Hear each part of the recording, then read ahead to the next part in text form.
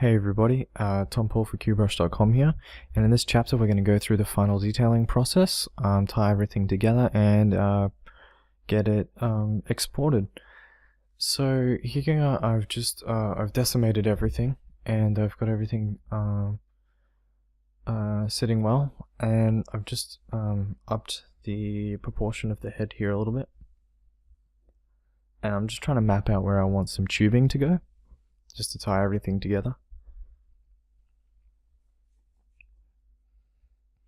So what we're going to do is we're going to grab the standard insert multi-mesh tubes, and we're just going to draw it out, and we're going to follow this path here. I recommend drawing on top of geometry, it's just way easier. So we'll draw it out along here, move it down, and go there. Now the way that it works is the bigger you make your brush size when it's red, the thicker the tube will be. So, and then the bigger you make it when it's blue, the more you can manipulate the tube, like that. So I've just locked under the stroke tab and the curve options, I've just locked the start and the end so that the manipulations that I make are a bit cleaner. And I've just smoothed out the curve here, and we're just going to move it out a bit and manipulate around. It's a little bit of fiddling, but once you get it working, it feels a lot better. It's it's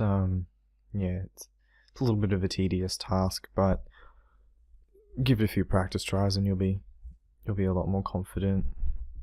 So here I'm going to adjust the curve step to 0.5 so the tube is a lot smoother. The curve step is basically how many steps of geometry the curve is. So I'm pretty happy with this. I'm just going to move it out. And I just realized I've got a bit of existing geometry here, so I'm just going to hide that and delete it. Don't need it. So I'm just going to move this out. And this is looking pretty good, but I don't know. I kind of want to change a little bit, so I've just got a really big sized snake hook. I'm just going to adjust the curve a little bit. Just like that. I'm going to mirror and weld on the x-axis. I'm just going to move it in a little bit more.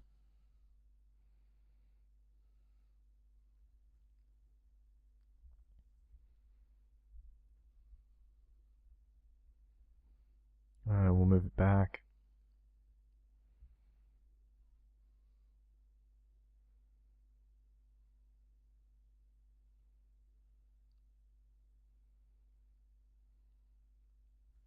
Okay, so now we're just going to chuck in a second set of tubes, and we're just going to reset our options there. We're just going to draw it along here, but it's clipping to that back area, so you've got to tackle it from another angle. And that's working pretty good, so we're just going to up the size of the tube here. And it's looking a bit better. And we're going to go up to the curve options and move that over a bit.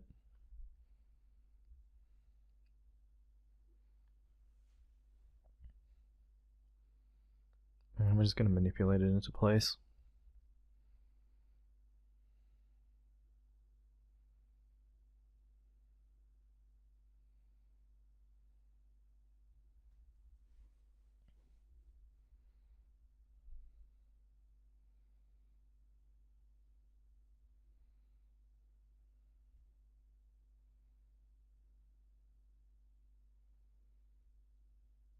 So we're just going to adjust the curve step again, click it, and smooths it right out.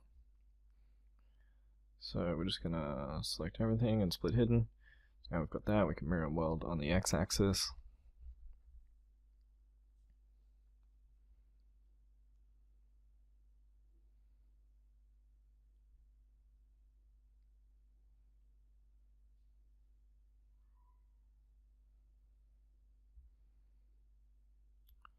So I'm just going to hide these pieces here really quick so I can see what I'm doing. I just want to get some tubes going from the arms to the chest piece, I guess.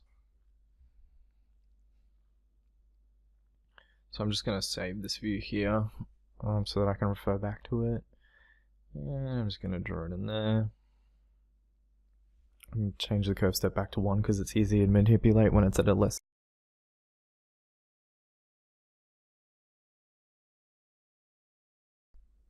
I'm just move it up like that.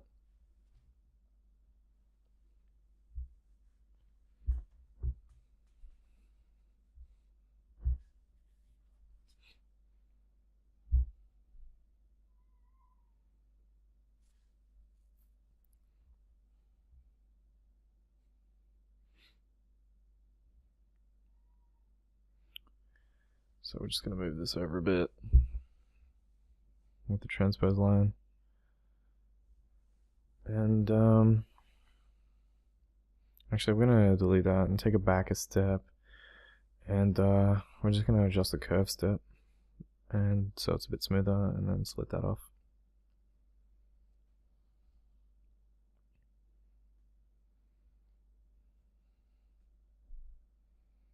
And we're just going to duplicate that out by holding Control when we drag out on the transpose line. I'm going to go back to that custom view and check what the silhouette looks like.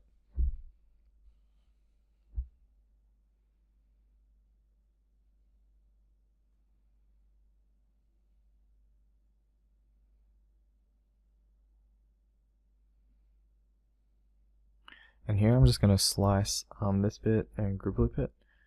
Actually, just quickly take this back and group loop that, select it, and move it in just so that it looks like it fits in there pretty clean like that.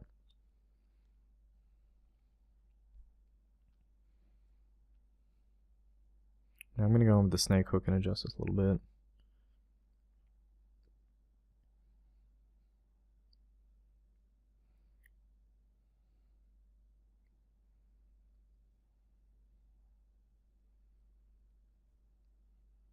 Move that back a bit.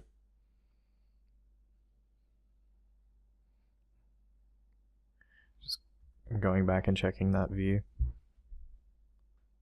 Okay, so here I've imported one of the sockets and one of the bracing. And we're just going to basically manipulate these around and plug them into the tubing and the head unit. So it's just a case of using the transpose tool to rotate it around and stuff.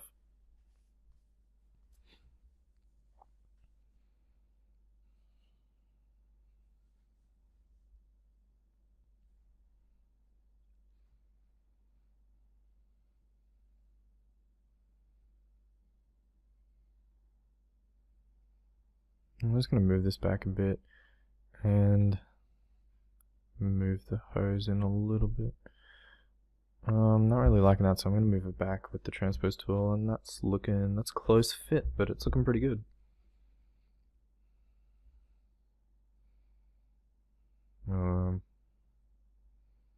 Just trying to fit it as best as possible. Yeah, from this view it looks fine, so we'll just go with that for now. Mirror and weld. And we'll just move the head forward a little bit.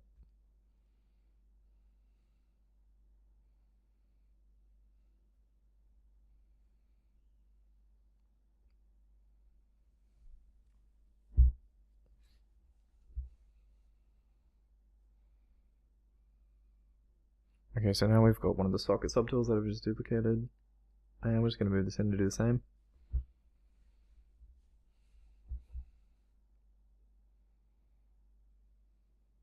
Just going to hide those two at the back so we can get a better view of what's going on here.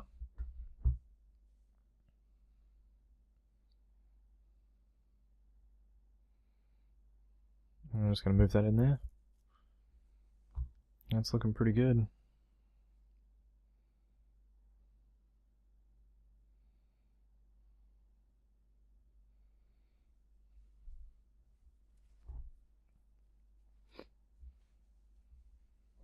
Just going to move that up a bit, see if this works. So while we're going through this, it's probably worth mentioning, when we're exporting from ZBrush to KeyShot, it's really important that when you split up all your subtools, you want to have a subtool for each object. So your subtools can get pretty hefty. I think the final count for this model was like 473 individual subtools. So to do that, what we're going to do is we're going to auto group everything, and we're going to split it up into parts. So there'll be the head unit, the arms, the neck, the chest, and all of that. And then we're going to do a split option under the subtool tab that allows us to split into parts. So it will split the object into each individual part. And the reason that we want to do this is because when you do it that way, each individual part will have its own name, because if you export an OBJ from ZBrush to Keyshot and two subtools have the same name, it will only export one subtool, one of the subtools, which is really annoying. So yeah, just bear in mind, if you're ever exporting and you're like, hey, where's one of my subtools, I can't see it, it's most likely because it's got the same name as another subtool. So I've just found that's the quickest way to split everything up, give it its own name, and get it exporting easily. So here we're still just manipulating this around, trying to get it to fit well.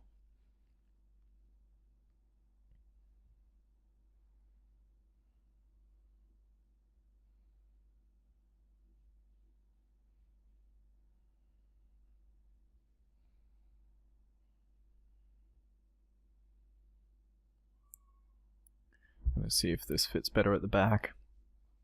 We'll squash it down a bit, move it into place.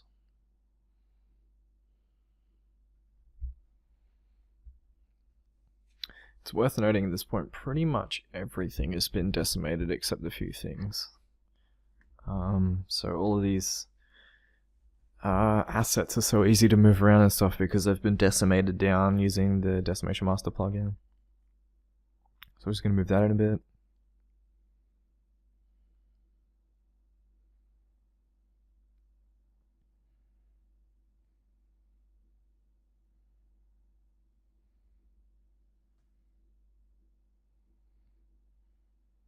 So we're going to take this guy here, rotate it down, and just move it into place.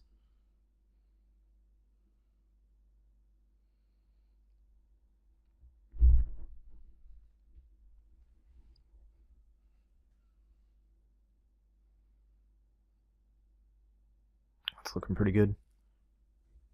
And we'll mirror and weld that.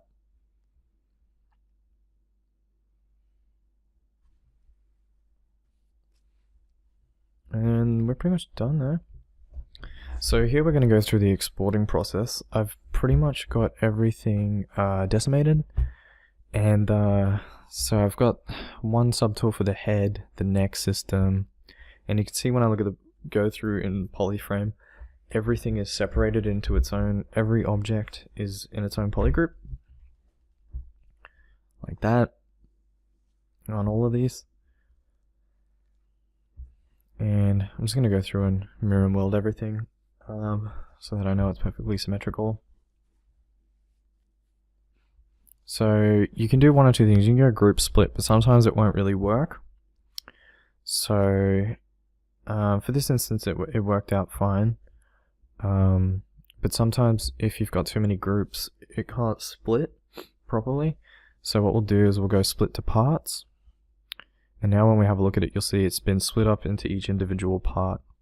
And we'll do the same here. And it's important to do this so that every subtool gets its own individual name. And we'll split this to parts as well. And you can see they're all been split up now. So we'll do the same to the chest piece. We'll split to similar parts as well, which is kind of a different algorithm, but works pretty much the same as split to parts. And we'll split to parts here as well.